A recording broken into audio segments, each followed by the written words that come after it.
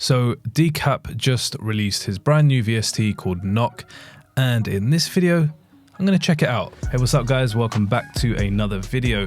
Like I said in the intro, we are actually going to be checking out this brand new VST called Knock from Decap, and I've been playing around with it for a little while now, and I actually think it's really cool. So what is Knock? Well, Knock is a VST plugin that allows you to get some great, really punchy sounding drums. Now, I know Decap has actually aimed this for people that want to obviously improve their drums and stuff like that, get bigger sounding drums, fatter sounding drums. However, you don't just have to stick to just drums alone. You can actually mess around, you can have fun with it, see what you want to do, put it on melodies, put it on an 808, I don't know, just, you know, have fun with it, just experiment. I guess that's where we get the best sort of sounds from. So looking at this user interface, we've got 5 specific parameters. We've got punch, saturate, sub, air, and clip. Now I'm going to start from the left hand side. Punch. Right, so the very first thing is that this punch knob is actually a transient shaper, and it really shapes a sound in a specific way. So if I press play on this little drum loop that I just dragged in, and I'm going to start to increase the punch and have a listen to how the kick comes out, how the hi-hat sound, and how that snare starts to hit. All right, huge difference there. Yes, it does turn it up, but we have got a gain match button over here, which we can enable and which we will enable in a short while. So again, punch is great just to shape the sound, get the transients hitting where you want them to hit. Next up, we've got saturate. Sort of speaks for itself. Obviously, it's going to add that lovely warmth, sort of more harmonic elements and more harmonic overtones to your actual drums. So again, really useful to create those big, colorful, punchy drums. And we can see these little 3 dots actually, and these are just 3 different types of saturation. All right, from low, medium to high. So let's have a listen to saturation. I'm going to turn this up, and I'm going to overdo it now. And let's go through the saturation modes.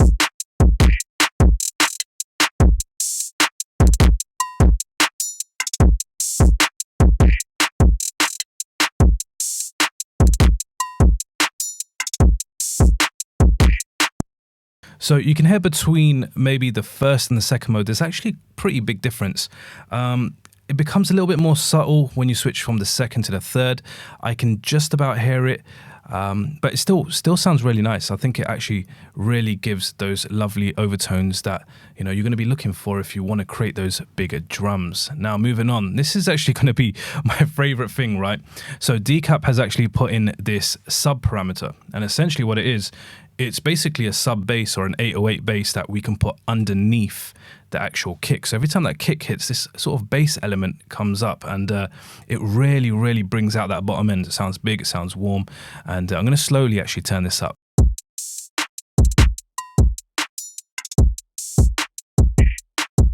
And I'm going to over exaggerate. We can really hear it coming out now. And then we've got this little decay at the top. If I increase the decay,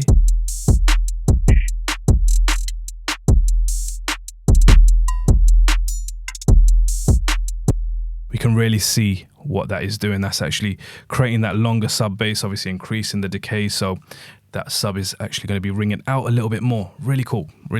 All right, so if we look as well, we can actually change the tuning as well on the left-hand side, or we can actually come down and get the specific notes here on the right-hand side. So you can obviously tune it to the key of your track if that's your thing, to get a more tighter low end. That's there if you guys want to play around with it. Next up is air, and this is almost like the crispiness on top. I actually really like this because hear how the claps sort of really come through and they shine a little bit more.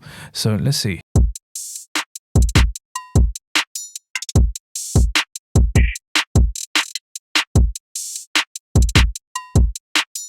Just that little bit of sparkle, again, creates really cool things. And there's actually 2 modes for this as well. So we've got vintage and we've got clean.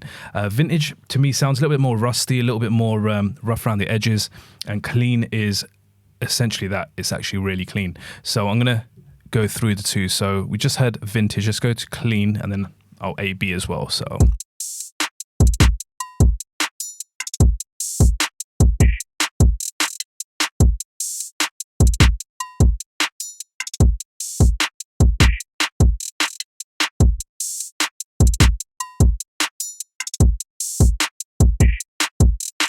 and again, sounds really cool. And as you can probably tell by now, yes, I do like the plugin. It's actually really nice. It's really cool to work with. You know, it takes out a lot of the hard work in regards to, you know, making sure you're getting things to sit right and, you know, getting them to sound right. Actually, not sit right, but getting them to sonically sound bigger and better.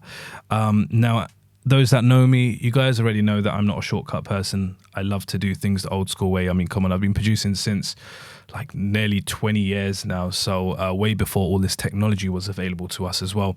So I sort of learnt that old school way, and I still sort of use that way primarily to produce music. But having things like this can really, really save a lot of time and just increase that workflow, increase your productivity as well.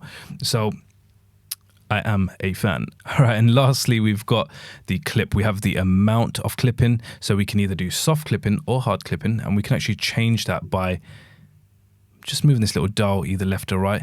And as you can see, if I move this all the way to the left, if you actually have a look at this waveform, we can see it's nice and rounded, but as I move it over to the right, we can see that we start to introduce that really hard clip ceiling brick wall things. And if I just turn this air back down and I increase this clip, let's have a listen to it.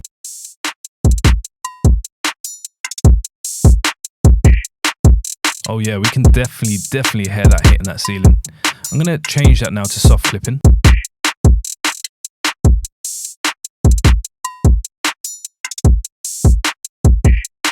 And back to hard clip. We can really hear that when we are hard clipping, you know, it's hitting that ceiling, it's hitting that brick wall. And it does sound bigger, it does sound punchier, but I feel that with the soft clipping, it just introduces a little bit more, like more of a subtle color, sort of a very interesting character to the sound. So again, you know, once we dial all these in together, we can get something really cool. So let's actually do that now. I'm gonna turn this clip down. I'm gonna add a bit of punch to it first.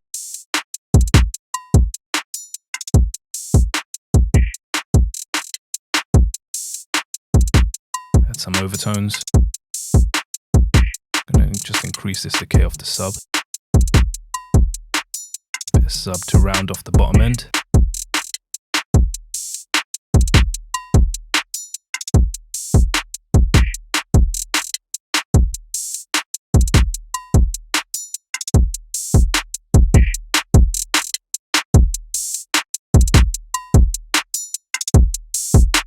That's a huge difference. That's actually a really big difference. Now, if you're on your laptop or maybe you're on your phone or something, it might be a little bit more difficult for you to hear.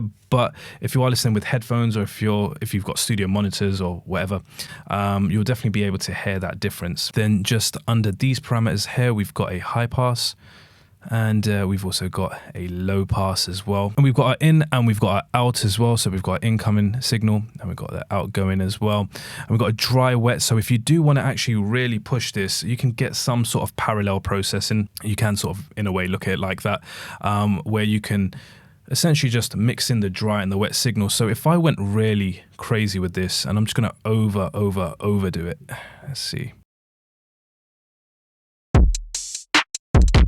So we can tell that's really crispy, really overdone. I'm going to pull that dry wet back, introduce some of that dry signal.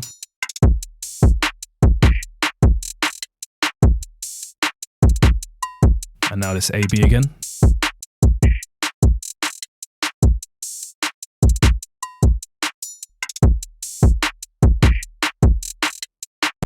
So even if, guys, you don't use it at 100% wet, it can still sound really nice when we sort of pull that dry wet back down and get that sort of parallel processing out.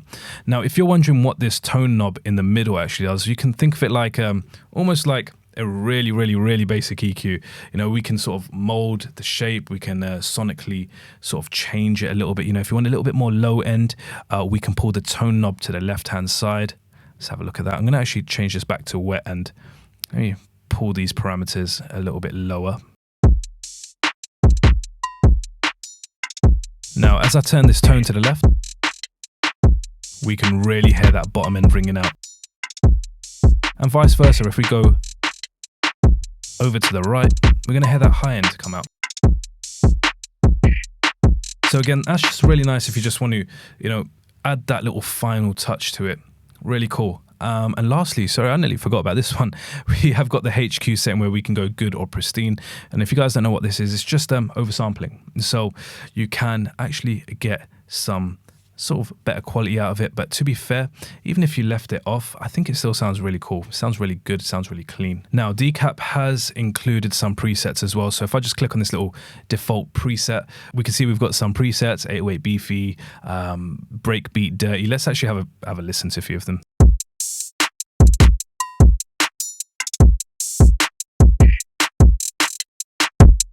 Oh, this one's really aggressive.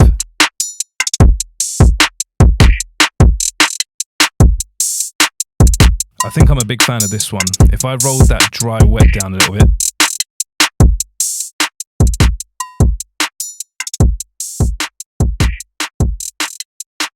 And AB. Again, just that subtleness, just a little bit can really take your drums pretty far, man. Well, guys, that's everything. If you enjoyed this video, make sure you hit that like button, hit that subscribe button, comment down below. I'll see you guys in the next video.